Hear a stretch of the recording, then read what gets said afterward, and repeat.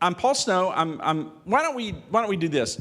Right now, there's people who knows where. Why don't we all move up? Come on, get a little closer.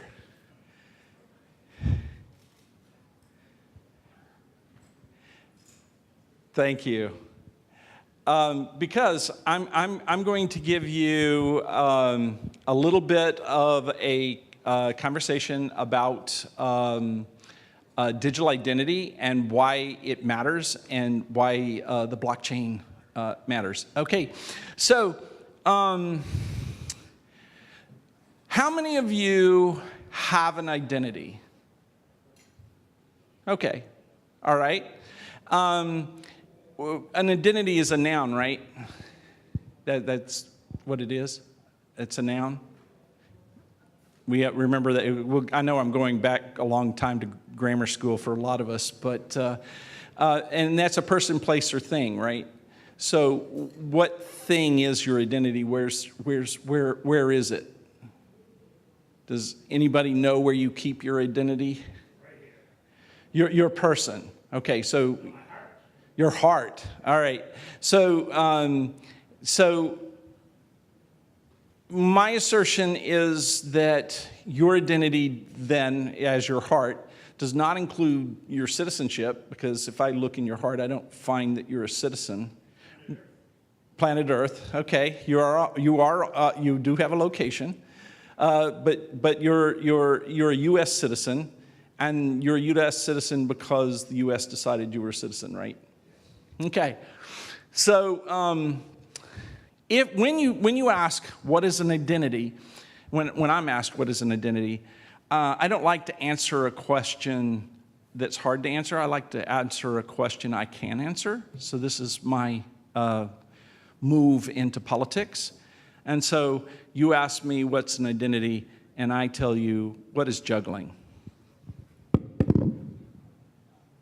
This is going to be cute.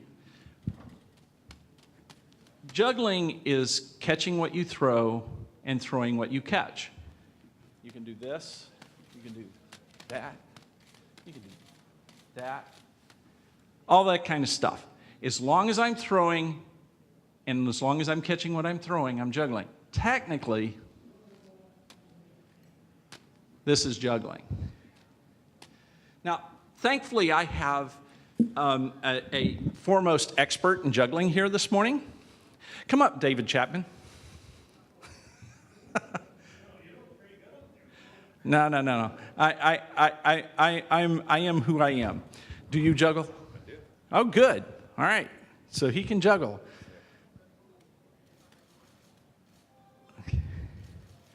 Okay, I'm going to ask you to be juggling for a long time, so I'm going to let you toss one ball up and down.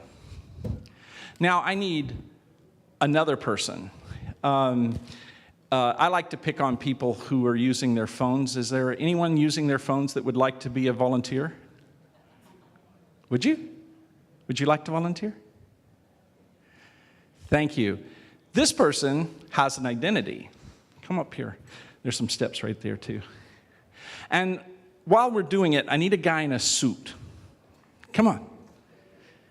And I need somebody really that gives the appearance of stability, establishment. Come up, Dave. Come up. You've got 1 out of 2 is not bad. Come up. Okay. So, what we have here, come over here. You stop juggling. You need to continue to juggle. What we have here is somebody with an identity. Stand here. Come over here. We have somebody that represents the government. Okay? And we have somebody that represents banking. Okay? Now, this person has some attributes. Do you have, indeed, a bank account? My identity. Oh, what's your name? You're Claire. Do you have a bank account? Yes. Okay, good. So you have an attribute that she has a bank account. Good. Okay, because you're a bank. And you're an American citizen? Okay, so you're America. You could have been Ireland. I didn't know. So you're America, and you know that she's a citizen, right? So I claim that juggling is throwing what you catch and catching what you throw. I'm claiming an identity is the ability to give attestations to other entities and to receive attestations from other entities, okay? Receive attestations. Receive a quality, an attribute. So for example, you're a citizen. The government has determined you're a citizen. They've given you an attribute. Okay, so for our demonstration, government, please give her citizenship. No, no, no, no, no, no, no. You can give her a passport, but that's not her citizenship, right? If I'm Jason Bourne and I go into my safety deposit box and I pick out a passport, does that make me a citizen of any of those countries? No. That's just something that the government gave you because the government itself has an attribute that you're a citizen. They're the only ones that can verify and validate that you are, in fact, a citizen. She cannot do that. She can just point to the government, which is what the passport does. Now you have a bank account. Please give her a bank account.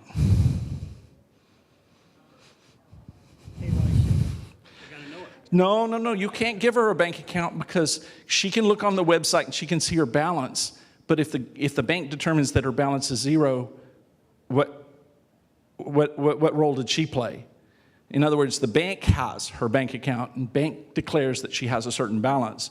She just gets to access it and see what the bank says she has. Okay, so what you want to do, get this handout and wave at her. You now have a bank account. Now you need to wave at her. You now have a citizenship. Her identity has nothing. And let me demonstrate this. I have a wallet. I use a minimum wallet. I take a bunch of these cards and I tie it up with a rubber band. What does that mean? That means that my AAA gives me a card, but the fact that I have AAA is in their database, not in my card. I have credit cards. That just means that various banks have given me a piece of plastic that may or may not indicate that I have an account. If they cancel it, then it's just a piece of plastic. I have a passport, I have a driver's license, I have a bunch of other cards, right? All tied up in a little bundle.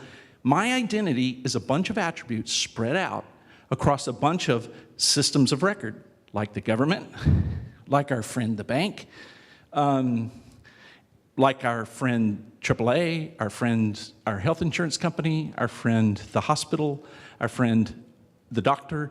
We have attributes scattered about. We do not actually have an identity. We have a distributed set of attributes.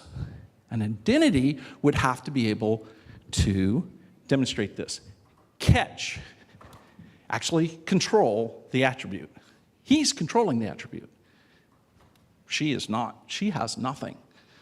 Okay, so what does the blockchain allow us to do? The blockchain, particularly Factom, allows you to create a digital attestation, a digital representation, a chain in Factom that represents your identity. It can hold the keys that you're supposed to use to sign attestations that represent your desire to apply for a credit card, for a bank account. And instead of the bank just saying, oh, you have passed the trivia test, you must be, Claire, you must be Claire. I'm going to issue you a credit card, which means I need some really, really shifty person. Would you like to be the shifty person? Yes. Run up here quickly. And so the shifty person goes to the bank, and the bank asks him a bunch of questions. Yes, that's right. No. He answers Claire, and he says, and you say, where do you live? And where do you live? 1, 2, 3, anywhere, USA. As long as he can pass the trivial test, he becomes Claire, because Claire doesn't have an identity. She just has a bunch of attributes. And if he can demonstrate he has enough knowledge about those attributes, he becomes Claire. Now, he might need to wear a dress. But, yes, ma'am. I had an experience that's very pertinent to this on Wednesday where somebody, I don't know how they did it, they took over my computer, they got into my email, they changed the password, deleted my phone number, and I had to somehow prove to Microsoft that I was who I was in answering data questions when I opened my email account 20 years ago, and of course I couldn't remember. And it took me like Wednesday night, Thursday night, Friday night, like 9 different tries before somehow miraculously I got the data right and they let me back in.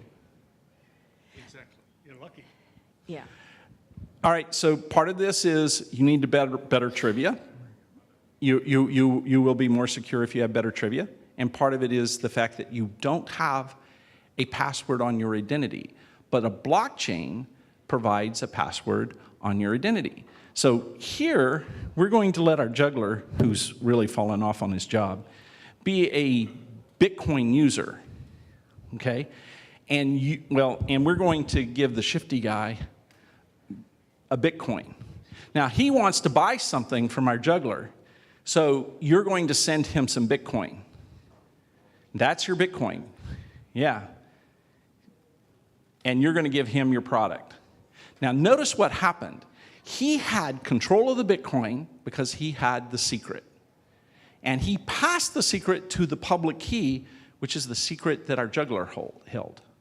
In other words, there's actual identity going on here because it was an attribute he had that he was able to actually transfer to David. It's very simplistic. But what if, using a technology like Factom, you can actually sign the fact that you want to change your password so that you didn't just go on your system and change the password, but you actually signed something that contained a secret. This, by the way, is what authenticators are doing for you, is they're at least giving you some element of identity. When you use Google Authenticator or Microsoft's version of Authenticator or some of these others, they're giving you a password inside of your accounts, but it's not fully flushed out. And what we can do in Factom is we can create a digital identity that allows you to sign requests, sign attestations, hand them to another party, and be able to hold that as true, even if it may get updated later as things change. But you don't have to go back to the original person. See, Claire right now has to go to the government to prove her citizenship at a really true level. And she has to go to the bank to prove her bank account at a really fundamental level. But these entities can, with signed attributes that are held inside of a blockchain, transfer these things just like these people did with their Bitcoin transaction. Does that make sense? Okay. And that's our demonstration for today. Thank you for being the presentation I was too lazy to create. Please keep that attestation if you need to, Dave. Why? You know that I'm not going to tell that joke. Anyway, thank you. So we're at the question period. By the way, I want to tell you something about my wallet. I actually left my wallet at home. This is actually a set of hotel keys and business cards. Now, let me tell you what it means for me to leave my wallet at home. I no longer have access to my identity. It's effectively at home. Now, luckily, the hotel accepted a picture of my driver's license to let me check in, so, rah, rah. All right. Questions? Yes, sir.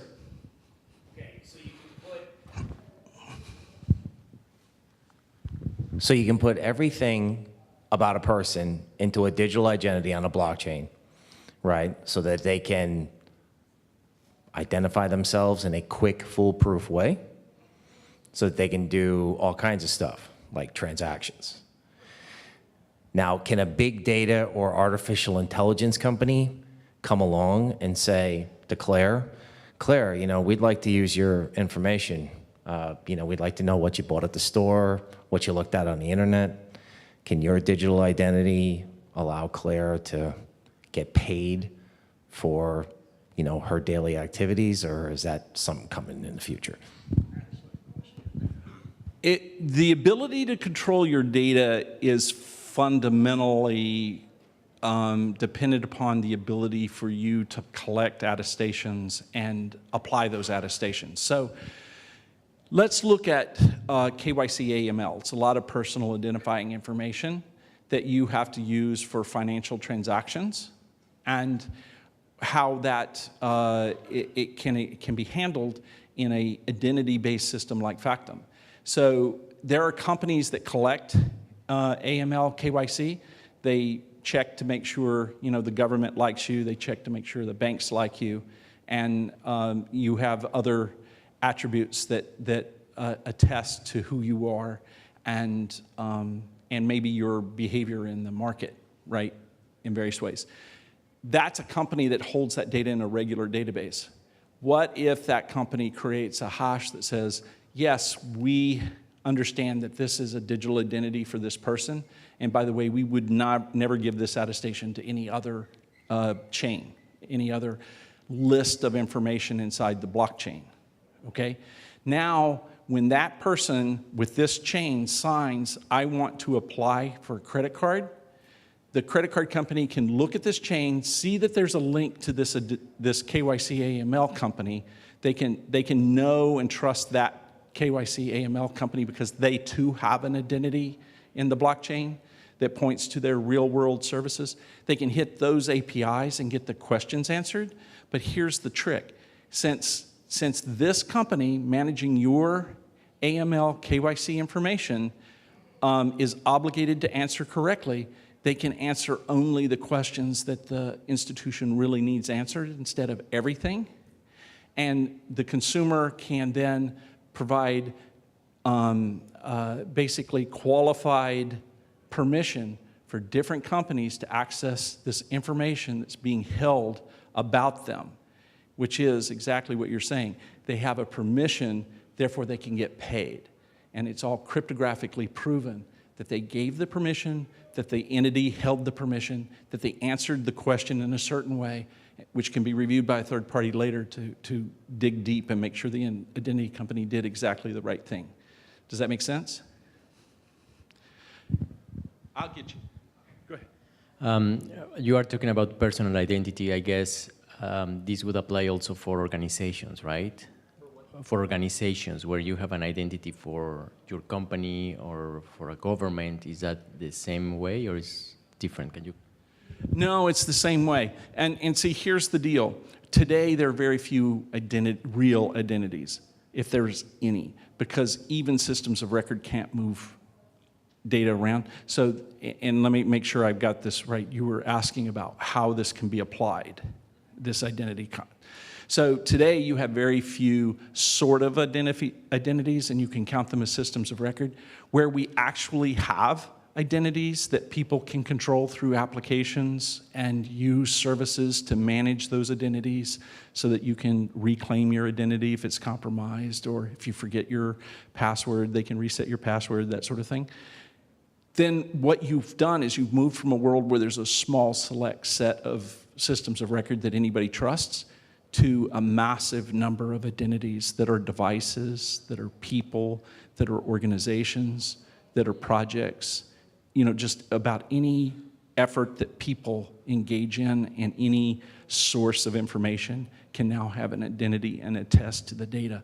And think about the massive ramifications of this. This means that your database doesn't just hold data that you saw, which you don't really have any proof that if you went back and looked again, it would still be the same. You go into a world where you have actual attestations where people went on record that this data was correct, and you are able to trace back and identify the sources of the data. In other words, your data in your database becomes incredibly more valuable, and we as consumers have way more privacy. I got to, you do get a penalty for sitting in the back. Thanks, Paul. So maybe it's not a mature enough legislative system across the world with regards to identity and all that, but how would something like GDPR concerns factor into this? Like, right to be forgotten doesn't exactly make sense with regards to deleting historical data on the ledger, right? GDPR absolutely destroys your privacy. So I'll put the summary right up front, okay? And why does it destroy your privacy? GDPR is the right for you to control the data about yourself, right? That's basically what it is. It's not, they call it the right to be forgotten. It's not really the right to be forgotten. It's the right to control the data about yourself. Because they can't actually delete the data when you say, because it might not have been you that told them to delete the data. And so in order to protect you, they have to take your data offline, but they can't delete it in case they made a mistake. Sorry, they're basically just de-indexing, but the data's still Yes, they can de-index, but the data's still there. But how do they even know to de-index? How do they know it is you? Well, you have to give them personal identifying information. In other words, you have to give them enough answers to enough trivia questions that you can prove you are you to whatever service you're using. Even if today, those services don't need any of that personal information. Like Reddit. What personal information does Reddit need about any of us to put a post up against something really important like the latest cat video or squirrel caught in a fence sort of thing, right? They don't need any personal, but if they're going to let you control the data that you put into the system, they have to now know who you are. So if everyone has to know who you are, how much privacy are you left with? Now, how does the blockchain help? The blockchain helps in the model where there's an identifying company like an identity manager who is that you're willing to give the information to because they represent you, and they've put an attestation in your digital identity, and you have signed something to Reddit to say that this is you. Now, they may not still be able to delete your data, but they never had your personal information in this scenario, so you're not compromised. And if later you've reset your identity and you say, no, that wasn't me, I was just compromised for a bit, then they can bring your data back online, and you've never revealed your personal information. So without the blockchain, GDPR is utterly, utterly destructive. With the blockchain, like Factom or some of the other implementations, then it's actually doable and usable.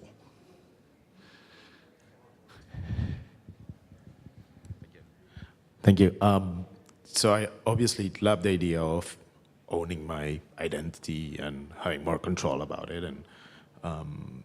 But that also brings together the problem typically of being responsible for my seed phrase or private key, right? And then all of a sudden, there may be less opportunity for shifty persons to steal my identity, although it could still happen, but it's obviously a better proposition. But also there's a little bit more risk than, hey, I lost my private keys. Well, good luck, right? Does Factom solve that problem? And if it does, how, if not, what's your thoughts on it? So let me get it right, and you tell me I'm wrong. You're asking how do we secure our identities in case we lose private keys or private keys get lost? Is that what the question was? Or there was something else there, I'm not really sure. I guess what I'm saying is that with that gain of privacy and control that I get from owning my own identity, comes with the responsibility of having to be careful about how to, back up my private key, or we know we can't be trusted with that, right? So how do we solve that? Okay, so what Factom does with its identity is it creates a hierarchical set of keys inside of your identity.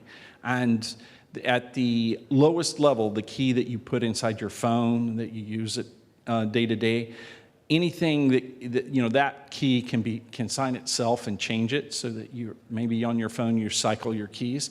Keep in mind, the blockchain also solves that problem. Today, when I change my certificate authority key, everything I signed with that certificate authority in the past is is gone.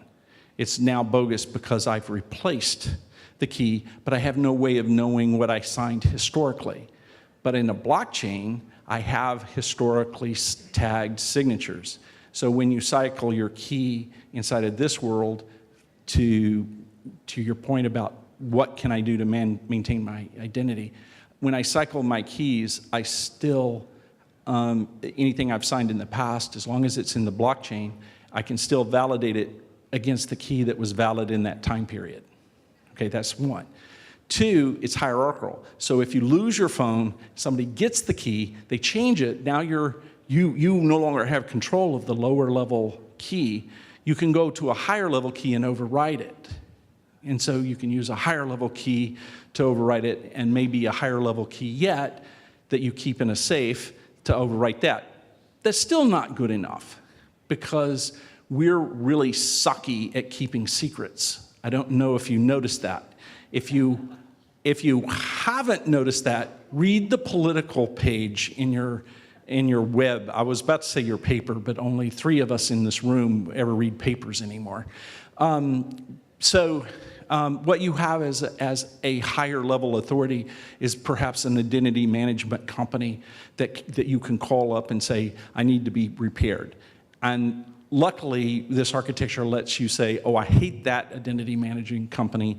I want to move to this one. You have the ability to sign over that responsibility to the next guy and thus manage your identity. So the backstop is we can have every option today that we have to manage identity, but we can restrict who is looking at our personal identifying information. Yes, sir. All right, so you've got the great solution. How are you going to monetize it? Well, I'm glad you asked, because as you walk out the door, we are selling digital identities for $10.95 as a special one-time offer, so you can buy them on your way out. The real answer, even though I would like that answer, the real answer is the fact that digital identity requires infrastructure, and it requires code to manage it and to insert it into databases. Factom itself creates these libraries and facilities. Factom Inc., the company, provides these interfaces and these blockchain as a service features so that companies can integrate this into their business processes without having to deal with the blockchain-y stuff. Because the blockchain still, as easy as we make it, is still harder than what people really want in the business world. Does that make sense? Yeah. You?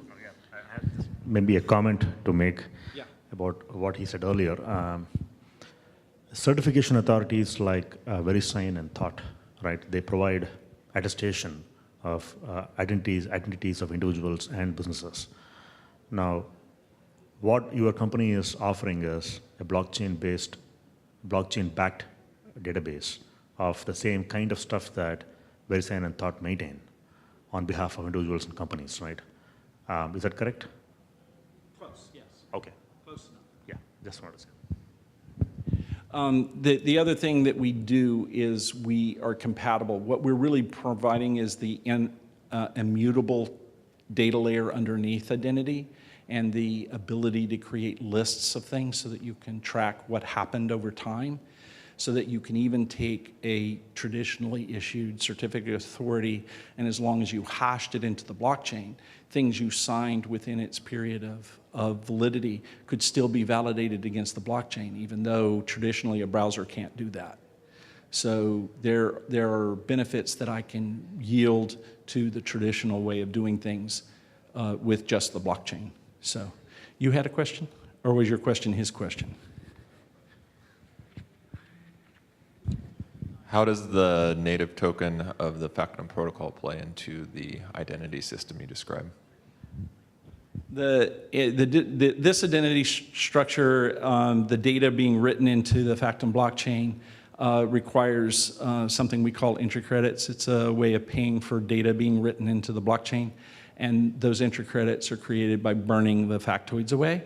But the factoids are paid to the ANOs and the people running the protocol and building infrastructure. They're paid to them for incentives as well as financial support to support the protocol. So we've separated the incentives you need in a public chain from the method of payment with these entry credits that are non-tradable. You're just able to write data. We've separated those two features away. So a bank can buy entry credits. They're non-tradable, so there's no cryptocurrency on their books. They're kept steady at 1/10 of a cent each, so they have a steady value. The accounting's easy. There's no special crypto reporting required, and they can write data into a public blockchain. Keep in mind, a public blockchain is critical to this whole scheme that I'm talking about. I shouldn't use that word. To this whole system that I'm talking about, because this system allows any player to come into it at any point in time and still have cryptographic proof of what everyone else did, which is critical. That's what we don't have in current computer systems today. Yes, sir. How is a Factom identity being used today, in fact, in real world? And how do a person gets a Factom identity? Is through one of your businesses which is using Factom identity, or someone can go directly and sign up for Factom identity? How, as a person, I would get a Factom identity, and what can I do in real world with that identity? Okay, in the real world, we're using Factom identities to assign identities to devices by DHS that collect data on the border so that they have cryptographic proof of what data they collected from which device, because the device is actually signing these things. These pictures, on one hand, are verifiable, validatable. I could also consider these pictures attestations that the sensor is giving to DHS, because the real authority is no longer DHS. The real authority is the device that collected the data. And what happens when they take a drug runner or a human trafficker? Ports of entry now? So is Factom being used on all ports of entry by DHS? Or? That's not until the first quarter of next year. No, I'm kidding. We're doing a bunch of proof of concepts, and right now we're doing field testing of the protocol, and the next step is to actually deploy. And so we're not quite at the stage that we've deployed it in real life, but we are at the stage where we're burying sensors around DHS facilities and testing to make sure that they actually work. We're also doing this for medical records. Again, a proof of concept for the Gates Foundation to handle medical records better in Africa. Again, when tests are done, you could think of them as attestations that are assigned to the patient. The patient actually ends up with some very interesting methods of controlling access to the data, despite the fact it's on the blockchain. I don't have enough minutes left to explain that. We're doing this with loan origination, where we're documenting which regulations. Did you know, this is another fact that most people don't realize, regulations change. And so one of the big problems with the mortgage industry is which regulations did you use during your loan origination? And you can use the regulations before they become active and after they become active within certain. So it gets really confusing how you originated a loan. Factom gives the regulations identities, it gives the loan process identities, and the actors that are collecting and validating the data identities, and the whole thing becomes traceable. So those are some examples. And Factom itself runs on identities. It wouldn't work if we didn't have identities. Hi, I'm trying to make both I run Bitcoin ATMs, and I'm launching an exchange in 2 weeks. I'm trying to make KYC easier for my users because, well, it's a pain in the butt. Would it be easier? Currently, are you all integrating it with pretty much anyone for the KYC functionality?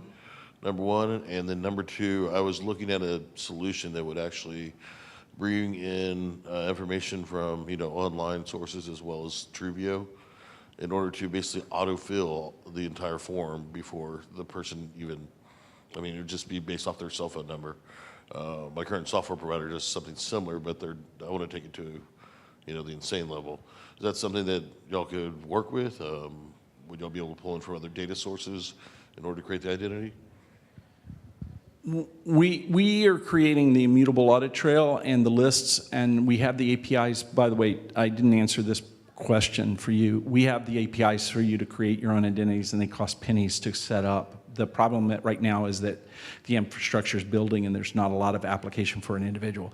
There's a lot of applications for proof of concepts and businesses. We have at least one customer that wants to extend this to customers, but at which point you will take that financial institution's application and you will have a digital identity that allows you to short circuit some things like his ATM. See, the institution would have provided you an identity and connected you with one of the KYC AML processors, and there would have been an attestation there that his system could use to find the APIs to talk to you, and he would be able to do this because you sent him an attestation from the app using your digital identity that you really want to use his ATMs. So this is applications that are built on top of the immutable audit trail. So as they get built there, and because it's an immutable audit trail or immutable data layer that everyone gets to access in, you can find these interactions that you didn't know about when you were building the systems, but become evident when you need something that this attestation provides, and there is the cryptographic proof that you're properly being asked to service a particular customer. Okay? I'm going to give you one more question, but we're really over time. Maybe someone's already asked this question because I'm coming in late. Hey, Bill, friend in the front. So I always ask this question no matter where I am because I'm an identity wonk, and I always ask it. So is there a notion of account recovery, and if yes, what do you do? Yeah, you came in a little late, and I did talk about that. The idea is a hierarchical set of authorities which could all be owned by you if you're the kind of person that wants to own it all. But the higher order authorities could also be identity managers that you can call up and say, reset my identity. Because the identity itself has attestations that you've put in on yourself, those can be these hierarchical sets of keys that you use to act as your identity, and other keys that you use to manage your identity and reset it when you need to. So, yes. Okay, guys, we're a little bit over. Thank you very much for coming to this little presentation, and I hope you have a great time today at the conference.